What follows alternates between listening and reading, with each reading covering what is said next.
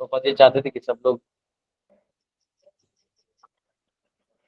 द्रौपदी चाहते थे कि सभी घर में भागवतम हो, क्योंकि ये श्रीमद् भागवतम जो है स्वयं भगवान, तो इसलिए इसका होना बहुत शुभ है हमारे घर में।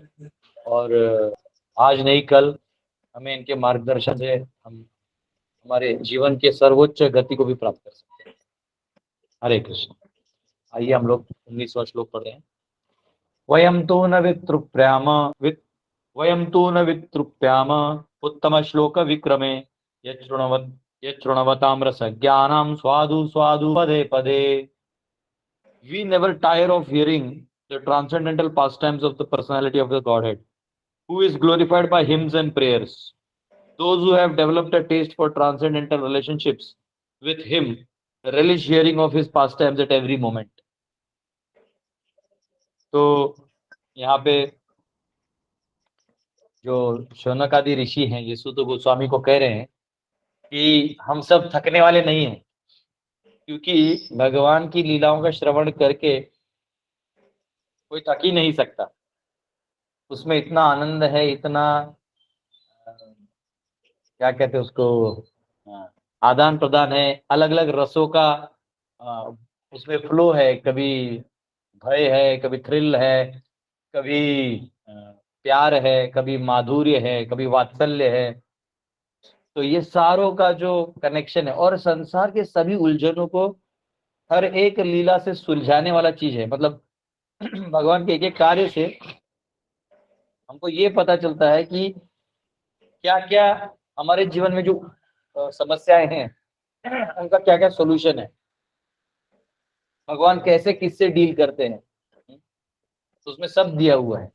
जैसे आगे भी आएगा इसी प्रथम स्कंद में, जब अश्वत्थामा को पकड़ के लाया गया तो अर्जुन बोला इसका वध कर दो, कृष्ण भी बोले वध कर दो, लेकिन वहां द्रौपदी उपस्थित थी।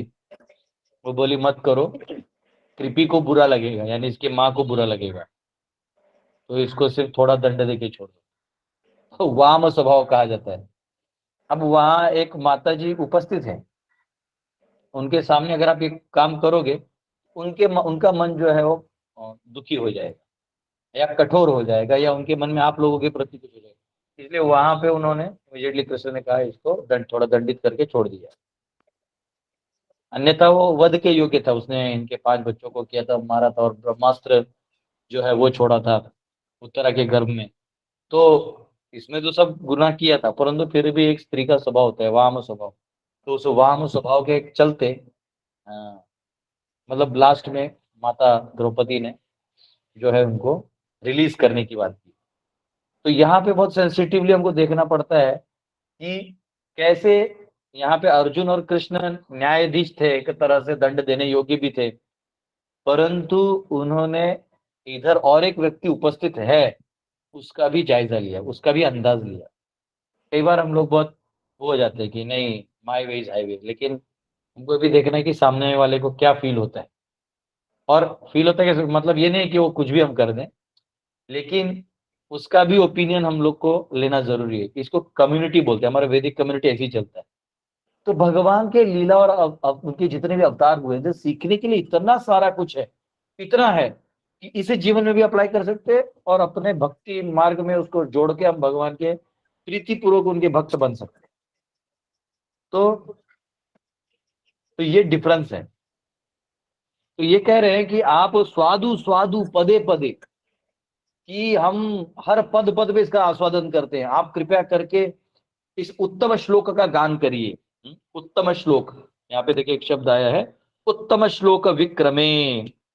हाँ, ये उत्तम श्लोक है, क्योंकि जनरली लोग रामायण महाभारत उपनिषद, उपनिषद में तो स्टोरीज नहीं है वैसे, लेकिन स्पेशली जो कथाएं हैं जहाँ पे रामायण महाभारत हुआ, पुराण हुए, इन सब को ये मॉडर्न स्पेशली मैकॉले सिस्टम ने क्या कर दिया, हम लोग को मूर्ख बनाए। हम लोगों को कहा कि ये माइथोलॉजी है। ये मिथ है, जबकि विमान शास्त्र रामायण में दिया हुआ है। मर्क्यूरी से कैसे उड़ते थे, हाँ, वो हमारे किसी इंडियन ने वो बनाया भी था कुछ दिन पहले, कुछ सालों पहले डिस्प्ले भी किया था कैसे होता है। तो विमान शास्त्र है, ये सारे बड़े बड़े शास्त्र हैं, ये सब दिए हुए हैं, सारे साइंसेज हैं। मुझे तो ऐसे ऐसे मैंने, मेरे पास एक ग्रंथ है हमारे लाइब्रेरी में, ऐसे उसमें मंत्र है कि उसको 256 बार अगर आप गा लें, 256 बार अगर आप गा लें तो आप हवा में उड़ सकते हैं।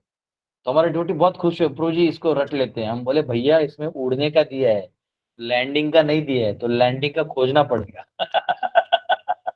पता चला उड़ गए और लैंड ही नहीं हुए। तो यहाँ पे हाँ, कि यहाँ पे से रामायण महाभारत इन सबको मिथ डिक्लेयर करके इन्होंने क्या किया, अपना नॉनसेंस इंट्रोड्यूस किया। लेकिन रामायण महाभारत पुनर्जन्म की बात करता है, रामायण महाभारत कर्म सिद्धांत की बात करता है, रामायण महाभारत जो है काल के गणित की बात करता है, रामायण महाभारत जो है पूरा वैदिक कॉस्मोलॉजी की बात करता है, पूरा ब्रह्मांड का नकाशा उसमें दिया हुआ है।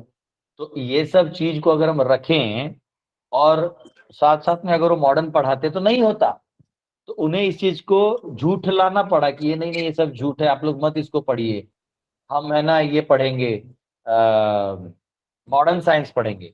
ऐसे करके जो सत्य है उसको असत्य से रिप्लेस कर दिया। अब दुख का बात यह है कि जहां रामायण महाभारत में सब लिखा है कि मनुष्य कहाँ से आया, ये कहाँ से आया, देवता कहाँ है, सब कुछ दिया हुआ है, इसको साइड पे हटा दिया और हमें बोल दिया कि ये सब मिथ्या है, और हमें पढ़ा दिया कि आप बंदर से आए हो। हम सब सच में बंदर से आए होंगे तब हमने ये स्वीकार किया। कोई जरूरत है ही नहीं, हम बंदर से आ ही नहीं सकते। अभी भी इतने सारे बंदर हैं, उनका वंश चल रहा है, मनुष्य है उनका वंश चल रहा है, बंदर कहाँ से आए? बंदर से मनुष्य आने का बात ही नहीं है। आप कह रहे नहीं नहीं दुनिया है जो 2000 साल पहले ही उत्पत्ति हुआ। 2000 साल पहले तो जीसस आके गए थे, 3500 साल पहले तो मोसेस आके गए थे, 5000 साल पहले कृष्ण आके गए थे, हाँ कुछ करोड़ों साल पहले तो भगवान राम आके गए थे। हाँ, प्रहलाद और ध्रुव तो कब के कितने सारे सतयुग पहले आए थे। तो ये ऐसा नहीं है कि ना अभी आप राम सेतु मूवी बना रहे हो, राम सेतु दिखा, राम सेतु पहले से है। अभी मैं जनकपुर गया था, तो आप लोग कभी अगर रामेश्वरम गए हैं तो वहां पे एक पत्थर मिलता है जो पानी पे तैरता है। ये जो तैरने वाला चीज है ना, ये एक्चुअली वो धनुष्य जो टूटा था उसके 3 भाग हुए थे। एक भाग वहीं जनकपुर में था, एक भाग आगे थोड़ा सा जो हम देखने आपको फोटोज भेजे थे, और तीसरा जो रामेश्वरम में जाके गिरा था। तो रामेश्वरम में वही उसके टुकड़े हैं, वो एक्चुअली धनुष्य के टुकड़े हैं, वो जो मिलते हैं ना जो पानी में फ्लोट होता है। वो एक ऐसा होल होल टाइप पत्थर आपको दिखेगा, अलग अजीब टाइप का पत्थर है। वो पत्थर नहीं है ना, वो लोहा है ना वो पत्थर है, वो बीच वाला कोई चीज है जो तभी के लोग कर सकते हैं। तो अभी क्या है कि आपको बंदर से आए ऐसे डिक्लेयर कर दिया आपको। मतलब हम ऑलरेडी हमारे भारत में छठ पूजा करते हैं। हाँ, जो छठ है उसमें हम लोग सूर्य नारायण को प्रणाम करते हैं, और सूर्य नारायण जो है वो अपने रथ पे, उनके 7 घोड़ों के रथ पे, वो पूरा उनका उत्तरायण और दक्षिणायन का रास्ता होता है, उससे जाते हैं। हम लोग क्या कर रहे हैं, हम लोग बोल रहे हैं कि नहीं वो जगह पे हैं, हम घूम रहे हैं। तो हम सब अपने आप को घुमाने में ही लगे हैं, जबकि हम घूमते ही नहीं हैं। घूमने का सूर्य का काम है आना जाना। हाँ, भगवान भी कहते हैं ना भागवत में, मत भयाद वादी वत हो, मुझे भय से सब चल रहा है, ये डिसिप्लिन है, मेरा ऑर्डर है, दिस ऑर्डर ऑफ क्रिएशन। तो ये क्या हो गया कि हमने हमारा छोड़ दिया ना, तो अब ये सब को श्रवण करना पड़ रहा है। हाँ, और ये सब श्रवण करके हम सब जो है आखिर में अज्ञानता के झोंके में आए हुए। बस हमको 1 मिनट दीजिएगा।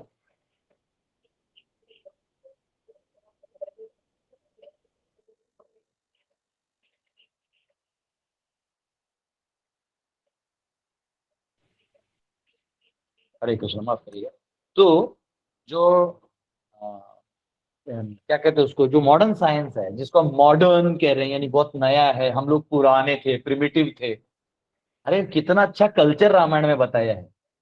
रामायण में पति पत्नी कैसे रहे, माता सीता को अनुसुईया माता ने ज्ञान दिया, बैठा के समझाया चित्रकूट में कैसा होना चाहिए, क्या होना चाहिए।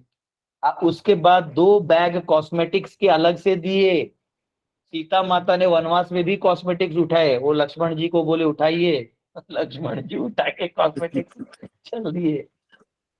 तो माता सीता को ज्ञान दिया कि पति के साथ कैसा रहना है, अपने इन लॉज के साथ कैसा रहना है, धर्म क्या है। जबकि माता सीता, उनको बताने की जरूरत नहीं, लेकिन वो आदर्श के रूप में हमें सिखा रही हैं कि ये सीखो। सीता माता को कहाँ जरूरत है, जरूरत हमें है। धर्म क्या है ये सीखो, कठिनाइयों में भी कैसे रहना है सीखो। हाँ, माता सीता को रावण ले गया तो भगवान राम खोजते रह गए। भगवान है वो, उनको को ऐसे तो सारा गूगल मैप वो छान सकते, लेकिन एक लीला के तौर पर दिखाया। आजकल हमारे कोई माता जी चली गई तो बोलते हैं हाँ, अच्छा हुआ चली गई, मैं टेंशन खत्म हो गया। लोग पार्टी करते करते। हाँ, दुख ये है कि पहले लोग दिवाली जो है वो भगवान राम हमारे घर आ रहे हैं या अयोध्या वापिस आ रहे हैं इसलिए फटाके और दिया लगाते थे। अब जो है वो, अब हो गया कि लेट्स हैव पार्टी, दिवाली है, छुट्टी है, बैठ के दारू पियेंगे, ये सिचुएशन है दिवाली का। तो अधर्म, धर्म में ही अधर्म आ चुका है, इसलिए हमें शास्त्रों को मानना होगा, ना कि मॉडर्न जो कमर्शियल लाइफ चल रहा है लोगों का, कि ये बेच दो, वो बेच दो, रंगीन कर दो। तो ये सब में मत गिरिए, क्योंकि दिवाली में कुछ नहीं करे, मैं तो कहता हूँ सिंपल धोती कुर्ता पहन के भगवान का रामायण ही पढ़ लीजिए, उसी में आपका उद्धार हो जाएगा। तो यहाँ पे जो माइथोलॉजी डिक्लेयर करने का जो प्रथा चल गया, महाभारत को माइथोलॉजी डिक्लेयर कर दिया। अरे 64 करोड़ लोग युद्ध में वहां उपस्थित थे। हाँ, तो इन्होंने लिबर्टी लिया। क्यों लिबर्टी लिया? तो जो ब्राह्मण समाज है जिन्होंने ये ज्ञान बांटना चाहिए वो भोग विलास में लग गए। क्षत्रिय समाज है जिन्होंने समाज को न्याय देने के लिए लड़ना चाहिए, वो अपना प्रॉपर्टी बनाने में लग गए। वैश्य समाज टैक्स देना नहीं चाहता था, वो भी इस मौके का फायदा उठाया।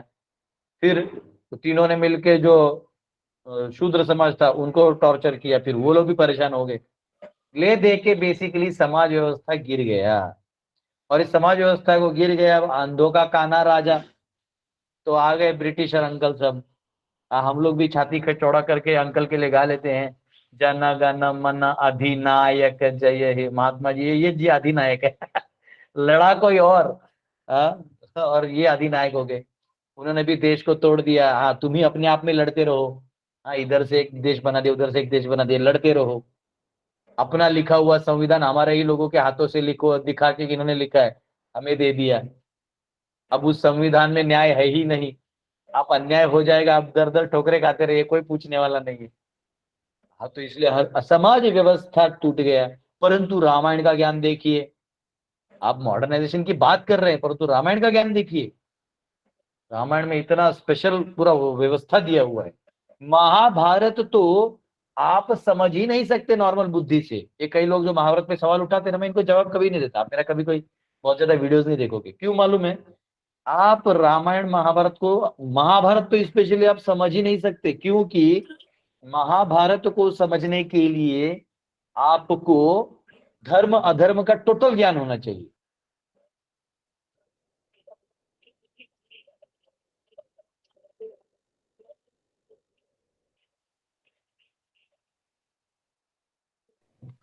तो महाभारत जो है वो क्या धर्म अधर्म से ही देखा जा सकता है, नहीं तो आप नहीं समझ सकते। वरना आप ये कभी नहीं समझोगे कि कुंती माता, यहाँ युद्ध चल रहा है पांडव और कौरवों में, अब कुंती माता जाके वही हस्तिनापुर में रह रही है। आश्चर्य। जैसे नॉर्मली डिवीजन होता है तो ये वहां चला गया, भाई वहां चला गया, नहीं। अब भीष्म जो है बहुत बड़े भक्त हैं, धर्मपरायण हैं, अब वो जाके उस साइड से लड़ रहे हैं। अजीब है विडंबना। तो धर्म अधर्म सूक्ष्म है। तो यहाँ महाभारत को अगर आपको समझना है तो धर्म क्या है, अधर्म क्या है, इनकी व्याख्या क्या है, कौन धर्मी है कौन अधर्मी है।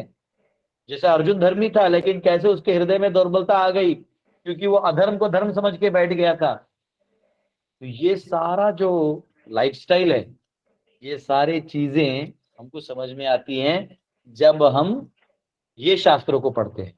अगर हम ये नहीं पढ़ाएंगे, फिर हमारे बच्चे baa baa black sheep have you any wool, बस यही वूल और वूल वूल बोल के हमको फूल बना देंगे। तो हम सबको इन शास्त्रों को पढ़ना चाहिए, इसलिए इनको कहा गया है उत्तम श्लोक। उत्तम श्लोक का मतलब है नॉट मेंट फॉर नेशंस।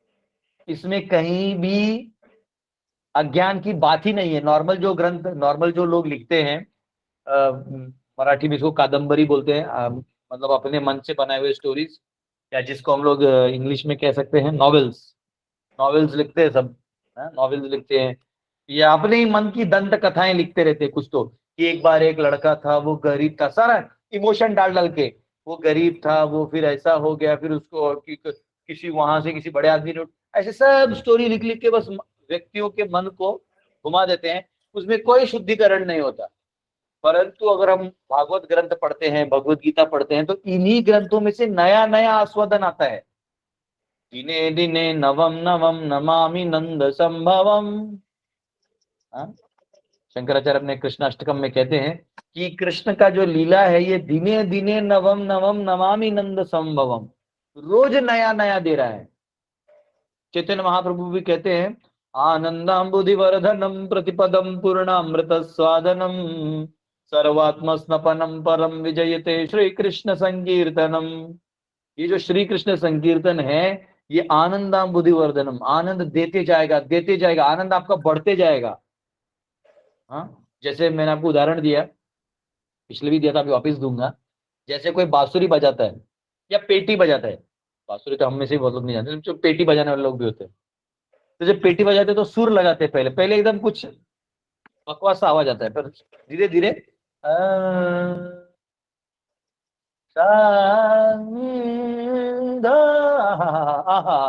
फिर धीरे धीरे वो सुर लगने लगने से वो कान में जाके उसके मन को वो होता है, हाँ हाँ बहुत सुंदर है, फिर और धीरे धीरे और फोकस होता है, फिर वो और आनंद आता है, फिर और फोकस, फिर और, फिर लय, फिर आहा, फिर वो पढ़ते जाता है, बढ़ते जाता है। वैसा भक्ति है।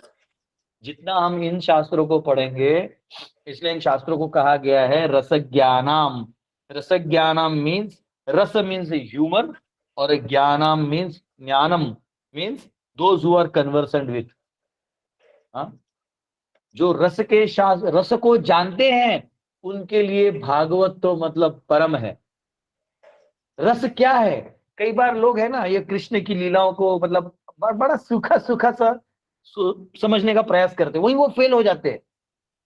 भगवान का कोई भी वाक्य वो स्टेटमेंट नहीं, वो गीत है, इसलिए भगवत गीत कहा गया, भगवत गीता जो बोलते हैं।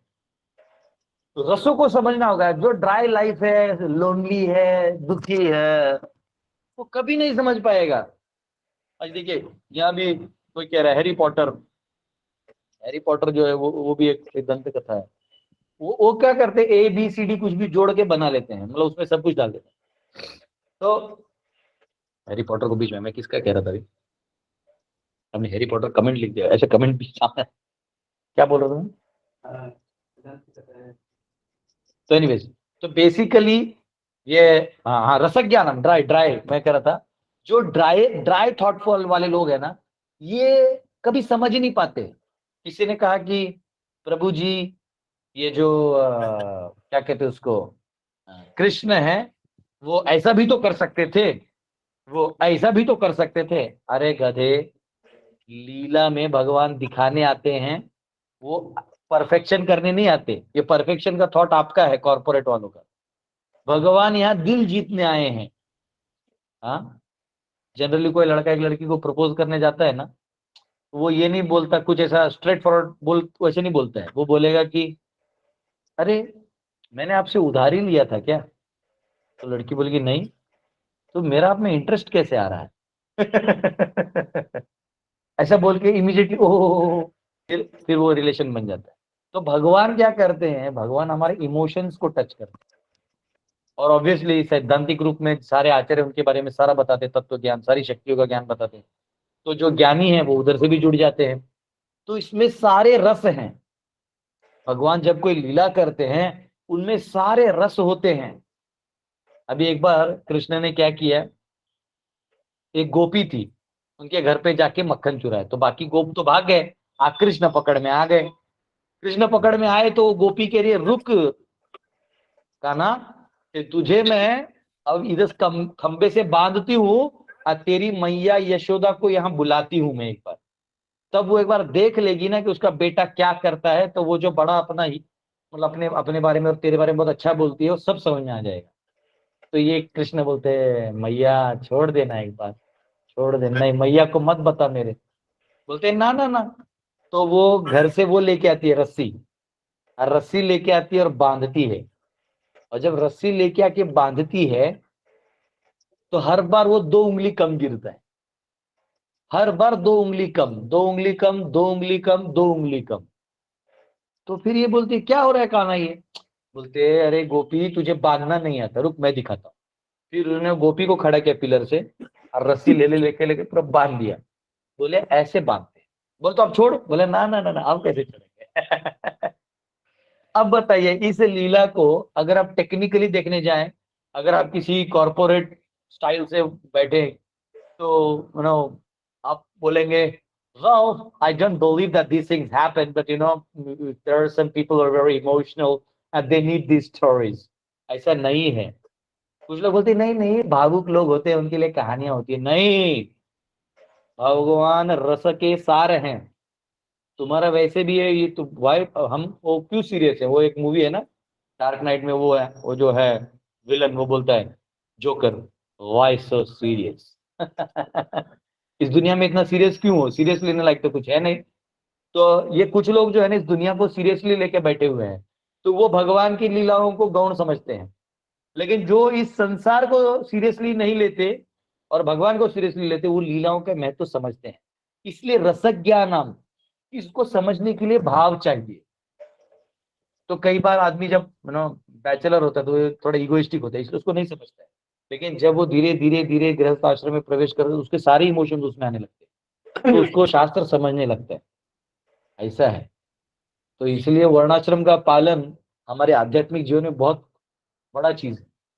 अगर कोई लड़की हो, बैचलर है, वो नहीं समझेगी, लेकिन जो ही वो विवाह करेगी, माता बनेगी, तो इमीडिएटली सारे रोल जो हैं पुराणों में, सारे कैरेक्टर्स का रोल समझ में आ जाएगा। तो इस प्रकार से वर्णाश्रम पालन करते हुए इन रसों को समझने का अगर हम प्रयास भी करने की जरूरत नहीं है। आप रसिक बनिए, ये भागवत आप ही के लिए है। लेकिन अगर आप रसिक नहीं है, कुछ लोग बोलते हैं ओके प्रभु जी in verse 5 he says this and again in verse 10 he says this, then in verse 7 how come this is not there. तो ये जो तर्क वितर्क का जो एक सिलसिला है ना, इससे कोई फायदा नहीं है। ये रस शास्त्र है। इसलिए यहाँ कहा गया है यत शृण्वताम रसज्ञानाम स्वादु स्वादु पदे पदे। हर पद पद पे इसका आस्वादन आप कर सकते हैं। तो यहाँ पे एक और चीज कहा गया है कि जो मायावादी हैं, यहाँ प्रभुपाद जी तात्पर्य में एक चीज सिद्ध करते हैं।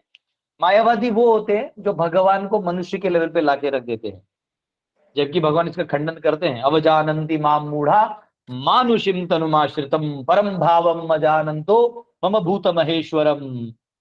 हाँ, मुझे ये लोग मेरे को मनुष्य समझ बैठते हैं, और मैं मनुष्य हूं नहीं। मैं भले उस आकार का आता हूँ, दिखता हूँ, पर मैं जो हूँ वो मैं हूँ। हम हैं, बाकी पानी कम है। तो भगवान को मनुष्य समझने का गलती नहीं करना चाहिए। तो मायावादी क्या करते हैं, भगवान को कहते हैं कि भगवान भी माया में थे। अगर भगवान माया में थे तो भगवान क्यों कहते हैं दैवी ऐसे गुण मई, ये जो माया है मेरी है, प्रकृति है, नहीं बोलते। पर ये अल्प बुद्धि के लोग हैं। तो प्रभा जी समझाते हैं कि मायावादी जो हैं, ये अहम ब्रह्मास्मि का जाप करके भी लास्ट में इनको संतुष्टि नहीं मिलती। अहम ब्रह्मास्मि का मतलब है मैं ब्रह्म के समान हूं। तो बात सही है, आत्मा ब्रह्म ही तो है, परंतु पर ब्रह्म नहीं। तो जो आत्मा है ये पर ब्रह्म नहीं है। तो अहम ब्रह्मास्मि बोल देने से आप भगवान को नीचे मत लाइए, आप ऊपर जाने का प्रयास करिए, आप भगवत धाम जाने का प्रयास करिए। तो यहाँ पे अब मायावादियों के पास दो ऑप्शन है। एक तो भागवत का रस का आस्वादन करके निकलना, और नहीं तो बस वही तर्क वितर्क के जंजाल में बैठे रहना। इसलिए जितने भी मायावादी हैं ये प्रायः भागवत कथाकारों को मतलब टीका करते रहते हैं और ठहाके मारते रहते हैं, क्योंकि इनके पास देने के लिए कुछ नहीं है। अगर इनके पास कोई रस शास्त्र है देने के लिए तो दे, वो भी नहीं है। क्योंकि ये पुराणों को मानते ही नहीं, बोलेंगे कि नहीं नहीं वो तो इसी लिख दिया है। हमको एक व्यक्ति मिला, वो बोलता है कि नहीं नहीं भगवान ने गोवर्धन वगैरह नहीं उठाया था, वो ऐसे ही लिखा है। तो हम बोले व्यास देव क्या वो इंटॉक्सिकेटेड थे क्या, मन में आके कुछ भी लिख दिया? अगर कुछ भी लिख दिया तो क्यों पढ़ाया जा रहा है? तो फिर वो धीरे धीरे वो बोले नहीं नहीं नहीं, बोला अरे आप ये क्यों नहीं मान रहे हैं? क्योंकि भगवान की जो अद्भुत लीलाएं हैं, इन अद्भुत लीलाओं को आप स्वीकार नहीं करके अपने आप को धीरे धीरे भगवान बनाने में लगे। तो इस प्रकार से हमने देखा कि कैसे हमें आस्वादन करना चाहिए। कल हम सब आगे देखेंगे अगला श्लोक। बहुत बहुत धन्यवाद आप सबका। हरे कृष्णा। कोई एक सवाल मैं ले लूंगा 2 मिनट के लिए। हरे कृष्णा गूगल प्रभु जी, मीट हमारा सक्सेस हो रहा है। यस, प्रभु डन, जी, very I good. Am Ankita from Gwalior. प्रभु जी, मेरा ये यस गुड। क्वेश्चन कि जैसे आपने बताया कि महाभारत एक स्टेज पे पढ़ा जाता है, तो प्रभु जी वो स्टेज कौन सा होना चाहिए? स्टेप वाइज पढ़ना चाहिए हमें सारी चीजें, तो कब नहीं पढ़ना ऐसा है चाहिए? माता जी, देखिए ऐसा है, अभी भी मैंने आपको बताया कि वही गीता बचपन में आप पढ़िए तो कुछ चीजें समझ में आती हैं, वही गीता आप कॉलेजेस में पढ़िए तो कुछ समझ में आता है, उसको विवाह के बाद जब बाल बच्चे हो जाए तो पढ़िए तो एक अलग एंगल से समझ में आता है, और धीरे धीरे सारे कार्यों से निवृत्त हो जाइए तो एक अलग एंगल से समझ में आता है। तो वो चिंतामणि की तरह है, पारसमणि, जैसे उसको कहीं से भी देखो तो अलग अलग उसका कलर निकलता है। तो हमारा जो मेंटल स्टेट है या हमारा जो एडवांसमेंट है, उतना ही शास्त्र हमको रिवील करते हैं। वो है तो पूरा, लेकिन आपको रिवील उतना ही होगा जितना आपके लिए जरूरी है। जैसे हम लोग बोलते हैं, जैसे कहीं किसी के घर खाना खाने जाना है, तो हम लोग बोलते हैं अरे वहां हम जहाँ खाना खाने जा रहे हैं वहां मिठाई मिलेगा। तो जो घर का छोटा होता है ना बच्चा, वो ये मिठाई मिठाई वो खुश हो जाता है। जबकि हमें मालूम है ये 1 या 2 पीस के ऊपर गुलाब जामुन नहीं खाएगा, लेकिन वो मिठाई मिठाई करता है, खुश हो जाता है। और जो बड़ा होता है वो बोलता है हाँ हाँ ठीक है, मतलब कोई इतना बड़ा उसके लिए बड़ा चीज नहीं है मिठाई खाना, लेकिन वहां जाके वो 15-20 गुलाब जामुन खा जाता है। तो खाया इसने ज्यादा और चिल्लाया ये ज्यादा। तो वो बाकी लोग समझते हैं ये छोटा है, इसका भाव अलग है, ये बड़ा है, इसका भाव अलग है। तो हमको ये समझना चाहिए कि अगर हम क्या कहते हैं उसको, शास्त्र को वापस भी पढ़ते हैं या अलग अलग समय पढ़ते हैं, तो वो जो रिविलेशंस हैं वो धीरे धीरे हमको हमारे हिसाब से आते रहेंगे। तो इसलिए उसका कोई टाइम नहीं है, परंतु हमको पढ़ना जरूर चाहिए। हर टाइम में कुछ ना कुछ नया, दिने दिने नवम नवम आते रहेगा। स्वादु स्वादु पदे पदे, क्योंकि पद पद में आप भी तो प्रगति करते जाएंगे। वही स्टेटमेंट को पढ़ेंगे फिर हाँ ऐसा लगेगा। कई बार मुझे आज भी याद है, जो मेरा एक भगवत गीता था, उसमें बहुत पहले जब मैं नया नया ड्यूटी था तो अंडरलाइन करता था कि अरे वाह वाह ये इंपॉर्टेंट पॉइंट है, ये इंपॉर्टेंट। और जब मैं अभी भक्ति शास्त्री किया देखा तो वो इंपॉर्टेंट पॉइंट है ही नहीं। इंपॉर्टेंट जो पॉइंट है उसको मैंने अंडरलाइन ही नहीं किया था। और अब जब मैं क्लास देता हूँ तो जिसको मैंने पहले अंडरलाइन करके इंपॉर्टेंट समझा था उसी पे 2-2 घंटा भी बोल देता हूँ। तो तो ये अब मुझे अभी भी पता नहीं कि उसमें से कौन सा इंपॉर्टेंट है। बाद में समझ में आया कि सारा इंपॉर्टेंट है, बस यही है कि कभी मुझे वो समझा, अभी मुझे ये समझा। तो ये है। थैंक यू प्रभु जी, हरे कृष्ण। ठीक है, किसी एक डिवोटी प्रभु का जी क्वेश्चन है? एक छोटा सा प्रश्न है प्रभु जी। हरे कृष्णा, जी दंडवत प्रणाम टू ऑल ऑफ यू। जी जी। प्रभु जी मेरे को ये पूछना था, कल हम लोग क्लास में ना ऋत्विक्स की बात कर रहे थे। जी जी, ठीक है, ऋत्विक की बात तो नहीं कर रहे थे, ऋत्विक वर्ड यूज किया मैंने समझाने के लिए। जी जी जी जी जी जी। तो प्रभु जी मैं जैसे जब मैं इस्कॉन से जुड़ा था तब एक प्रभु जी थे जो कि मतलब अच्छे मंदिर में उनको एक अच्छा स्थान था, सब कुछ था, और प्रेसिडेंट वगैरह भी थे वो मंदिर में। उसके बाद फिर उन्होंने इस्कॉन को छोड़ दिया था। मतलब जी। काफी साल तक हमने उनको सुना। उसके बाद उन्होंने इस्कॉन छोड़ दिया और उन्होंने अपनी एक संस्था डेवलप कर ली। और अच्छा। उसके बाद फिर उन्होंने क्या करा कि वो सारी चीजें वही करते हैं, मंगल आरती वही करते हैं, प्रभुपाद का गायन वही करते हैं, प्रभुपाद की ग्लोरिफिकेशन करते हैं। लेकिन वो ये कहते हैं कि प्रभुपाद की मतलब बीबीटी में कोई भी व्यक्ति अगर ऐसा है जो भी गुरु के स्थान पर है इस समय पे, जो लोग दीक्षा दे रहे हैं, वो मेरे सामने अगर सामने आमने आके बात करें तो मैं उनको बहुत सारी चीजें ये बताऊंगा कि प्रभुपाद के आखिरी लेटर में ये लिखा था कि मेरे बाद कोई गुरु नहीं होगा।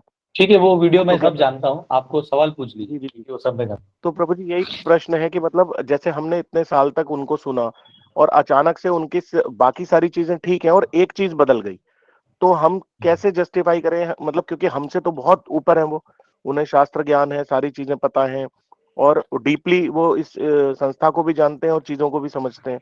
तो हम कैसे ये चीज समझें कि वो ठीक है कि हम ठीक है? देखो, ये अभी ये सब्जेक्ट समझाने के लिए मेरे को एक दो लोगों ने वीडियो देख के मुझे फोन किया था। ये समझाने को मुझे 2.5 घंटा लगा था। फिर भी मैं आपको शॉर्ट में बताता हूँ, क्योंकि आपने सवाल पूछ लिया, आप भी मौकाए वारदात पे आपने चौका मार दिया है। तो देखिए, पहली बात, शास्त्र से ऊपर कोई नहीं है, ना आप है, ना मैं हूं, न कोई बड़ा विद्वान। मैं ऐसे ऐसे विद्वानों को मिला हूं प्रभु जी, एक शब्द के 5,000 अर्थ बता देंगे। आप तो जिनकी बात कर रहे हैं उनको मैंने सुना है, अब मैं वो उनके व्यक्ति विशेष पे नहीं जाना चाहता, पर उन विद्वानों के सामने वो लोग भी कुछ नहीं। समझा? मैंने बहुत बड़े बड़े विद्वान देखे, नेशनलिस्ट देखे हैं, संस्कृत में एक एक वर्ड को ऐसा तोड़ देंगे आप खुद अटक जाओगे। वो अलग चीज है, विद्वानों का होना, विद्वान होना, भगवत कृपा, वो अलग चीज है। परंतु परंतु आप कितने ही विद्वान हो जाएं, कितने ही बलशाली हो जाएं, कितने ही सुंदर हो जाएं, कितने ही धनवान हो जाएं, आप शास्त्रों का जो एक मार्ग है ना, उसको बदल नहीं सकते। तो प्रभुपाद ने लेटर में क्या लिखा नहीं लिखा वो तो सेकेंडरी पॉइंट है। इसलिए सेकेंडरी है क्योंकि लेटर अगर प्रभुपाद को कुछ एक्सक्लूसिव लिखना होता तो अपने बुक में वो लिख देते। इतने सारे भागवतम लिखे उन्होंने, इतने सारे सब लिखे, तो वो आगे देखते कि मेरे बाद कोई दीक्षा नहीं देगा, सब मेरे ही शिष्य होंगे, तो ग्रंथ में लिख देते ना वो। तो उन्होंने तो ग्रंथों में लिखा नहीं। अब लेटर कंटेक्सचुअल होता है। जैसे कई बार मैं किसी बच्चे, मेरे गुरु को चलता हूँ, ए मूर्ख, ठीक से बात करो, तो इसका मतलब ये नहीं है कि वो मूर्ख है, इसका मतलब ये है कि उसको डांट रहा हूँ, उसको सुधार रहा हूँ उसकी गलतियों को, क्योंकि मैं उसका टीचर हूँ। तो मेरे मूर्ख बोल देने से कल उसका लेटर कोई दिखा के बोले देखो तुम मूर्ख थे, नहीं, ऐसा नहीं, फिर वो गलत है, वो उसमें भाव भी देखना हो।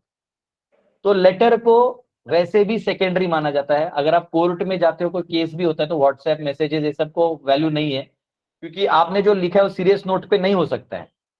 अगर समझो आपने मुझे मैसेज किया, प्रभु जी मैं आपको मारूंगा, मैं बोलूंगा मैं भी तुम्हें मारूंगा, तो ये हम दोनों कोर्ट में नहीं दिखा सकते, क्योंकि वो भाव वाला बात है। उधर जब तक एविडेंस नहीं मिलेगा कि हाँ मारने के लिए कोई प्लान किया था, ये किया था, तब तक वो पुलिस भी आपको पकड़ के लेके जाएगी। तो लेटर्स को जो स्थान है वो उतना आगे नहीं। अब हम आए प्रैक्टिकल बात पे। अभी जो भागवत हो रहा है, भागवत अभी आप सुन रहे हैं, जो भी प्रयास हम कर रहे हैं और आप सुन रहे हैं, और उसी माध्यम से मैं भी कुछ प्रभुपाद परपोर्ट्स पढ़ के अपने आप में उसका आस्वादन करके अपने आप को उद्धार करने का प्रयास कर रहा हूँ भगवत कृपा से। पर आप किसी को सुन रहे हैं ना, वो व्यक्ति तो यहाँ बैठा है ना। तो कल को लेटेस्ट से मैं यहाँ क्लास नहीं दे पाया, अगर मैं बीमार गिर गया या कुछ हो गया, मैं अचानक से कुछ प्रॉब्लम आ गया, मैं शारीरिक रूप से खड़ा नहीं हो पाया, तो अगर मैं बोल दूं कि फलाना फलाना प्रभु जी आज मेरे बिहाफ में क्लास देंगे, हम नहीं चाहते कि गीता क्लास, एक भागवत क्लास लो, तो इसलिए आप पढ़िए, और ये प्रभु जी पढ़ाएंगे 1-2 दिन के लिए, जब तक मेरी तबीयत ठीक नहीं हो जाती। तो एक तरह से उन्होंने मेरे बिहाफ में पढ़ाया, परंतु मूल क्लास मेरा बचता है। मतलब बेसिक टीचर मैं रहूंगा, टाइमिंग वो 1-2 दिन क्लास चला लेंगे। तो ऐसे में ऋत्विक क्या होता है कि देखो, आप ब्राह्मण हो नहीं, यज्ञ कर नहीं सकते, तो भगवान के आपके बिहाफ में भगवान का आहुति एक ब्राह्मण चढ़ाते हैं, उनको ऋत्विक कहते हैं। तो प्रभुपाद जी जब इस धरती पे थे, तो प्रभुपाद जी रोज रोज थोड़ी हर जगह जाएंगे, अब इतने सारे डिवोटी बन रहे हैं। तो प्रभुपाद जी क्या करते थे, हाँ वहां कौन है इंचार्ज, अच्छा उसको बोलो कि दीक्षा दे और ये नाम दे दे। तो दीक्षा वो नहीं दे रहे थे, दीक्षा प्रभुपाद के बिहाफ में दिया जा रहा था। वो तब जब प्रभुपाद इस धरती पे हैं तो वो उन्हीं के डिसाइपल माने जाएंगे। जब प्रभुपाद धरती पे नहीं थे, तब प्रभुपाद ने, एक्चुअली जितना मैं हिस्ट्री जानता हूँ, देखो मैं भी बहुत कुछ जानता हूँ, प्रभुपाद ने एक मीटिंग बुलाया था ताकि सब लोग आए और प्रभुपाद कुछ बताएं, लेकिन कुछ ऐसे लोगों का मानना है कि कुछ लोगों ने वो मीटिंग जानबूझ के नहीं होने दिया, उनका कुछ अपना मनसा था, ऐसा कुछ सुनने में है मेरे पास। मैं इसके आगे कुछ प्रमाण नहीं देने वाला, मैं इसे ये सब कचरे में मैं हाथ भी नहीं डालूंगा, क्योंकि मेरे पास सिंपल सोल्यूशन में सोल्यूशन में काम कर रहा हूँ। लेकिन आपको सिर्फ जानकारी के लिए, इस पे प्रति क्वेश्चन मत करिएगा, मेरे को इंटरेस्ट नहीं। फिर भी आपने पूछ लिया है, लोगों को अननेसेसरी शंका हो जाएगी इसे बता। तो प्रभुपाद जी अपने जब धराधाम में थे, तब उन्होंने सामने जो दीक्षा दिया वो सब प्रभुपाद के शिष्य। जब प्रभुपाद धराधाम में नहीं है, तब एक्चुअली कम्युनिटी ने मिल के जो है, जो अच्छे अच्छे भक्त है उनको गुरु का सेवा, गुरु ये सेवा है, गुरु कोई पद नहीं है, गुरु कोई पद नहीं जो मैं हासिल करूंगा और सभी लोगों को डोमिनेट करूंगा। गुरु ये सेवा है। अगर मैं आपको अभी भागवत पढ़ा रहा हूं तो मैं आपका अभी गुरु हूं। भले वो अलग चीज है कि मैं शुद्ध भक्त हूं नहीं हूं, वो क्वेश्चनेबल है, खुद के लिए क्वेश्चनेबल, आपके लिए भी क्वेश्चनेबल है, लेकिन भागवत तो पढ़ सकते हैं ना। तो गुरु मतलब ये नहीं कि अब आपने पूरा समर्पण कर देना, नहीं। धर्म आपको अपना पालन करना है, मुझे मेरा पालन करना है, लेकिन आप प्रणाम करके हाँ बैठो सुनो, वो श्रवण तो करोगे। तो गुरु का मतलब ये नहीं कि ये होगा वो होगा, नहीं। गुरु का मतलब है जो आपको उद्धार के लिए तत्पर है और आप उसका शरणागति लेके आगे बढ़ना चाहते हैं, वो गुरु हो जाते हैं। तो अब क्या है, जो लोग मैनेजमेंट से, यानी कभी कभी भक्तों का मैनेजमेंट होता है, इसमें मैनेजमेंट में कभी कभी क्या एक साथ 2-3 लीडर रह नहीं सकते, तो होता है दिक्कत, फिर 2 प्रकार की विचारधाराएं। तो मेरा मानना है, प्रभुपाद जी भी यही करते थे कि अलग कर दो तुम, लाइक ब्लैक्स और व्हाइट्स में भी फाइट हुआ था प्रभुपाद के टाइम। तो प्रभुपाद बोले ब्लैक वाले तुम अलग मंदिर बनाओ, चलो व्हाइट वाले तुम एक अलग मंदिर बनाओ और प्रचार करो, जाओ ब्लैक ब्लैक को प्रचार करो, व्हाइट व्हाइट को प्रचार करो।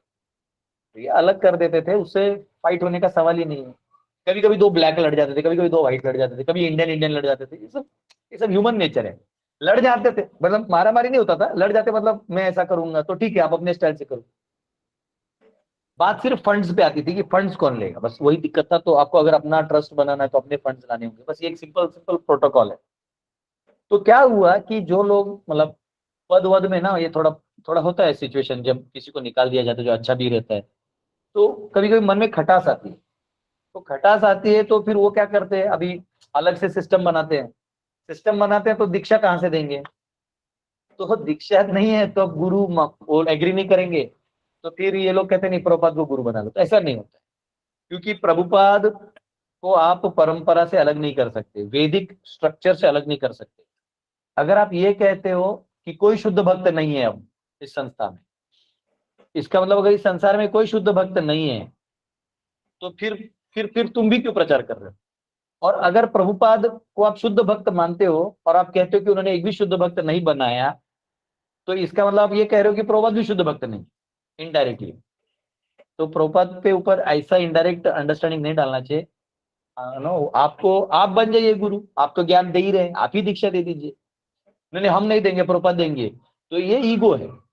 प्रभुपाद जब गए तो उनको किसी ने लेटर नहीं दिया कि तुम दीक्षा दे सकते हो नहीं दे सकते। प्रभुपाद ने देखा कि अभी इन लोगों के उद्धार के लिए मुझे गुरु की सेवा करनी पड़ेगी, गुरु सेवा। उन्होंने गुरु का सेवा किया। उन्होंने देखा कि इनको साड़ी पहनाना मुझे सिखाना पड़ेगा। हाँ, तो वो क्या कहते हैं उसको, वो प्रभुपाद ने दिखाया कि साड़ी कैसे पहनते, क्या क्या करेंगे, शादी कराना सन्यासी का काम नहीं है। फिर देखा ये जो लोग हैं इनको कुछ पता नहीं है, तो प्रभुपाद ने शादी भी करवा के दी। प्रभुपाद ने खाना बनाना सिखाया इंडियन स्टाइल से। तो जो जरूरी था वो किया था। मुझे आज भी याद है, हमारे गुरु महाराज जब दीक्षा हुआ था, तो दीक्षा में सब हो गया, तो सब जब यज्ञ को प्रदक्षिणा कर रहे थे, हमारे गुरु महाराज आसन से खड़ा होकर सभी भक्तों का हाथ जोड़ के ऐसा कर रहे थे, ऐसा कर रहे थे। तो मुझे ऐसा फील हुआ कि महाराज ने अभी आसन पे बैठ के लेक्चर दिया, अभी दीक्षा दिया, उनका सेवा खत्म हो गया, अब वो वापस तत्पर है। तो ये एक सेवा है, दीक्षा एक सेवा है। ये कोई अचीवमेंट नहीं है कि इन्होंने, आप जल क्यों रहे हैं, अगर किसी ने दीक्षा दे दी उसने अपना सेवा किया है। जैसे आप किसी मंदिर में जाते खाना खाते हैं, तो कोई खाना बनाता है तो सेवा आप उसको पूछते हैं क्या, ये सेवा, ये खाना नहीं बनाएगा, सिर्फ शुद्ध भक्त बनाएंगे। तो ये जो डिमांड है ये सब आर्टिफिशियल है। क्योंकि आप अगर बोलोगे कि, तो ये परंपरा को खंड करने जैसा है, ये ज्यादा दिन चलता नहीं है। फिलोसफी जो है, ये आइडियोलॉजी कहीं ना कहीं एक, देखो ऐसे लोग बड़ा बड़ा मंदिर बना लेते हैं, बड़े बड़े सेटअप्स हो जाते हैं, अपनी जगह अच्छा है। ऐसे नहीं कि वो लोग भक्त नहीं है, वो भी भक्त है। परंतु आपको ये स्वीकार करो ना कि चलो आपने किसी को प्रचार किया है, तो आप उसको उसका जिम्मा लीजिए ना। जिम्मा नहीं लेंगे तो कैसे होगा। और आप ऐसे कैसे बोल सकते हैं कि दूसरा गुरु नहीं बनेगा, क्योंकि ये तो ऐसा हो गया कि, जैसे देखिए ऐसा है, बाप शादी किया, पिताजी शादी किए, तो आपका जन्म हुआ। अब आप जब बड़े हो जाएंगे तो आपको अपने आप पता चलेगा कि अब मुझे भी विवाह कर लेना चाहिए। आपको अपने आप अंदर से कॉल आएगा कि अब आपका उम्र हो गया और आपको शादी कर लेना चाहिए। अब जब शादी करके आओगे तो आपका जो पुत्र जन्म देने का अधिकार आपको है, ऊपर वालों को नहीं है, क्योंकि आपने उस स्त्री का जिम्मेदारी लिया है। वैसे गुरु ने आपको शिष्य बनाया। अब आप अगर प्रचार करते हैं और लोगों का ज्ञान दे रहे हैं तो आप ऑलरेडी उनके गुरु हैं। दीक्षा केवल एक समारोह है जिसमें आप लोगों को मतलब ऑर्गेनाइज्ड वे से रखते हैं ताकि सभी भक्तों को पता चले कि कैसे होता है नहीं होता है, वो ऑर्गेनाइजेशन है। लेकिन जो ही आपने ज्ञान दे दिया, दिव्य ज्ञान हृदय प्रकाशित, तो इस प्रकार से वो जो दिव्य ज्ञान है वो आपके हृदय में चले जाता है, फिर आप आगे प्रचार कर सकते हैं। तो ये परंपरा है। हाँ? ये नहीं है कि वो नीचे वाला नहीं होगा, ये गलत है। हो सकता है प्रभुपाद ने जितना किया उतना आज के तारीख में कोई नहीं कर सकता है, बहुत मुश्किल है। लेकिन कई बार लोग करते भी हैं, अपने गुरु की तरह एक्टिंग करके थोड़ा लोगों को अपनी तरफ करने का प्रयास करते, वो भी गलत है। मैं ये सब का जरूर खंडन करता हूँ। और ऑर्गेनाइजेशन में तकलीफ होंगे, इसलिए आप ऑर्गेनाइजेशन से या तो अलग एक बना लीजिए कुछ जिसमें आप प्रचार कर सकते हैं। लेकिन इसके लिए आप परंपरा को खंडन करना या किसी गुरु लेवल के व्यक्ति को निंदा करना, ये सब बिल्कुल अच्छा नहीं है। जैसे मैं आपको खुला खुला बोलता हूँ, आप में से कईयों को ये भी नहीं पता होगा कि मेरे लिए कितने बार लेटर आ गया था कि अरे ये जो व्यक्ति है या ये अलग गुरुकुल खोल रहा है, इसको हमसे कोई लेना देना नहीं है। तो मैंने बोला गुरुकुल तो मैं मेरे लिए खोल नहीं रहा हूँ, ऐसे भी फीस नहीं लेता, मेरा इनकम भी नहीं है। मेरे को डेली बेसिस पे स्ट्रगल करके मेरे बच्चों का मैनेजमेंट करना पड़ता है, पढ़ाना पड़ता है, वो भी करना पड़ता है, फिर ऑनलाइन जो प्रीचिंग है वो भी करना पड़ता है, ऑफलाइन विलेजेस जाके भी प्रीचिंग करता हूँ। इतना करने के बाद भी जब रिकॉग्निशन नहीं है, फिर भी मैं रिकॉग्निशन के लिए कर ही नहीं रहा हूँ। जब मैं सेवा भाव से कर रहा हूँ तो वो मेरा सेवा है, और जो मेरे जो कुछ वरिष्ठ है उनको मालूम है। अब इस्कॉन का क्या है, जब उनको दिखाना होता है कि नहीं हमारे गुरुकुल से, तो बोलते अरे नहीं दादा तू है ना, वो हमारे हैं। और जब उनको नहीं दिखाना होता है तो वी डोंट नो। इसको मैं कुछ कर नहीं सकता, ठीक है ना, क्योंकि ये सब अनसॉल्वेबल है। तो लेकिन मेरा ये कहना, मैं ऐसे एक व्यक्ति को मिला था दिल्ली एयरपोर्ट पे, मैं नाम नहीं लूंगा, बहुत बड़े व्यक्ति है वो खुद ही मुझे हरे कृष्णा की तुम्हें भी किया है। तो बोले अच्छा अच्छा आप कहाँ कहाँ प्रचार करो, तो मैंने सब बताया। तो मैंने उनको पूछा आप कहाँ से हैं, तो वो एक शहर का नाम बोले। तो मैंने बोला आप वो वाले, हाँ। तो मैंने बोला देखो आप लोग बहुत अच्छा काम कर रहे हो, आप बहुत अच्छा काम कर रहे हो, आप लोगों ने जितना प्रचार किया और जितना आपने उत्साह से सब कुछ उठाया ये जरूर अच्छा है, परंतु आप अपने में से ही किसी अच्छे भक्त को अधिकार देके गुरु नियुक्त करके परंपरा को चलाते रहे। मेरा आपके इस मैनेजमेंट से, आपके इस विस्तार रूपी प्रचार से कोई दिक्कत नहीं है, परंतु अगर आप गुरु शिष्य परंपरा, जिसको प्रभुपाद ने 50 बार बोला है, 50 बार बोला है, गीता में, गीता लिखने से पहले परंपरा लिख दिया है, उस परंपरा में ओनली प्रभुपाद कैसे बच जाएंगे? अब वो लोग विवाद करते हैं कि नहीं डायरेक्ट ले सकते, नहीं। जब प्रभुपाद धरती पे भी थे उन्होंने ऐसे कई लोगों को रिजेक्ट किया है दीक्षा देने से। जैसे एक विंबलडन प्लेयर था, वो बहुत बार जीता था, वो 8 माला करता था। वो प्रभुपाद को बोला प्रभुपाद मैं इससे ज्यादा समय नहीं दे पाता क्योंकि मैं प्रैक्टिस करता हूँ। प्रभुपाद बोले नहीं 16 माला नहीं करो तो मैं दीक्षा नहीं दे सकता। ये प्रभुपाद थे, अगर उनको फेमस होना होता तो उसको दीक्षा दे देते 16 माला। अब जब प्रभुपाद ने इस धराधाम में होते हुए ही कई बार रिजेक्ट किया है, तो आप जाके बोल दो कि आपने दीक्षा ले लिया, लेकिन वो सामने वाले ने थोड़ी आपको दिया है, वो का उसका गारंटी कौन लेगा? प्रभुपाद तो आके नहीं बोले कि ये अब मैं तुम्हें स्वीकार करता हूँ। जो आए थे उनको भी कई बार रिजेक्ट किया है प्रभुपाद ने। तो इससे ये तो ऐसा हो गया ना कि कभी कभी कोई फेमस एक्टर होता है, उसका शादी होता है, तो वहां एक औरत आके सब सर पे सिंदूर लाके बोलती है नहीं इस एक्टर ने मेरी मांग में सिंदूर भरा है, ये मेरा पति है। ये तो झूठों का हो गया कि जाओ और बोलो नहीं यही मेरे गुरु हैं। अरे बाबा वो आपके आचार्य हैं, आप उनका प्रणाम मंत्र लीजिए, उनके ग्रंथों को अध्ययन करिए, उनके मार्ग को जानिए, उन पंथ को जानिए, परंतु परंपरा को खंडित मत करिए, परंपरा चलते रहेगा। अब आप उसको जज क्यों कर रहे हैं? प्रभु जी क्योंकि वो आपका गुरु तो है नहीं। वो जिनका गुरु है वो शिष्य जाने कि मेरे गुरु क्या सही स्थान में है। अगर वो सही स्थान में है तो उनका पालन किया जाए, उनके आज्ञा का पालन किया जाए। अगर वो कुछ और गड़बड़ कर रहे हैं तो उन्हें मतलब सम्मान युक्त रिस्पेक्टफुली रखें और अपना कुछ अच्छे व्यक्ति को खोज के अपने जीवन को उद्धार करें। ये बहुत सिंपल प्रैक्टिकल है। जैसे किसी का बच्चे का पापा मर जाते हैं, पैदा कौन करता है? पापा। लेकिन हो सकता है कि पैदा होते होते ही पापा स्वर्गवास हो जाए, तो वो अंकल या मामा या कोई घर का बड़ा संभालता है। तो वो उतने देर के लिए वो उन्हीं को पापा की तरह देखते हैं, लेकिन वो पापा नहीं है।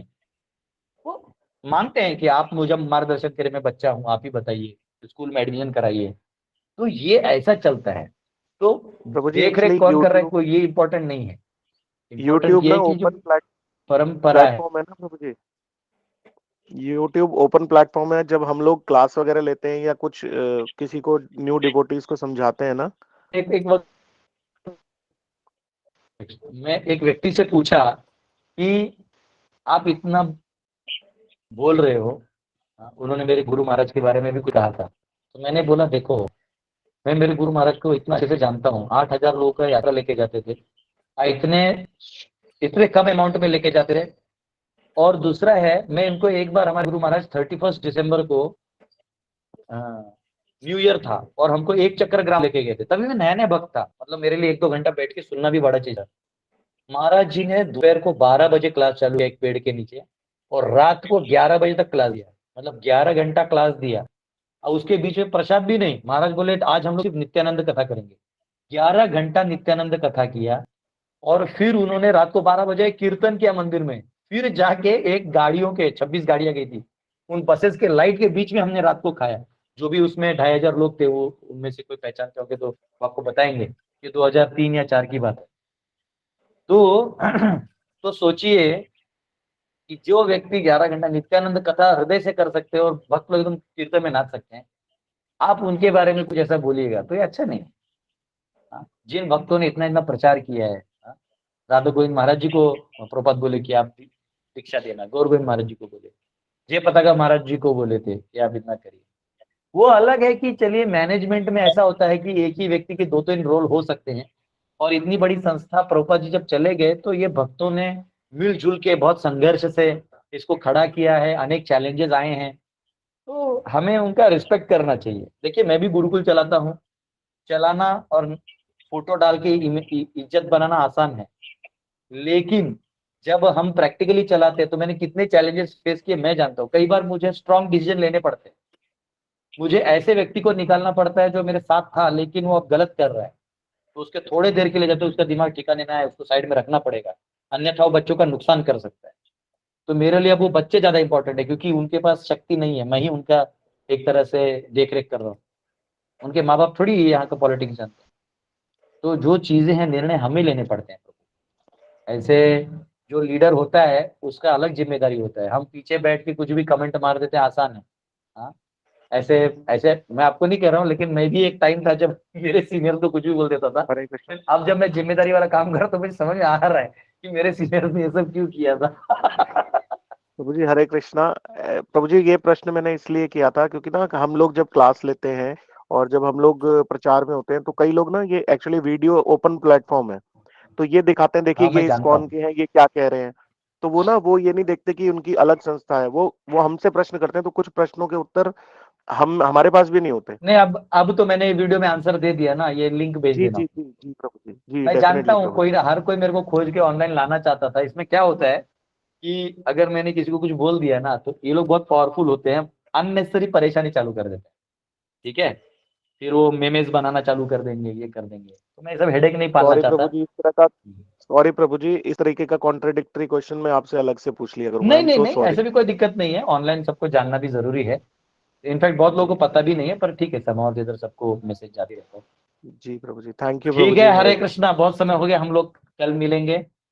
साधु साधु पदे पदे। हरे हरे कृष्ण प्रभु कृष्ण। जी। हरे कृष्ण प्रभु जी, हरे दंडवत कृष्ण प्रणाम। प्रभु जी, दंडवत दंडवत प्रणाम। प्रणाम। हरे कृष्ण। हरे हरे कृष्ण कृष्ण प्रभु जी, दंडवत प्रणाम। हरे कृष्ण प्रभु जी। हरे कृष्ण। हरे कृष्ण प्रभु जी, प्रणाम। प्रणाम।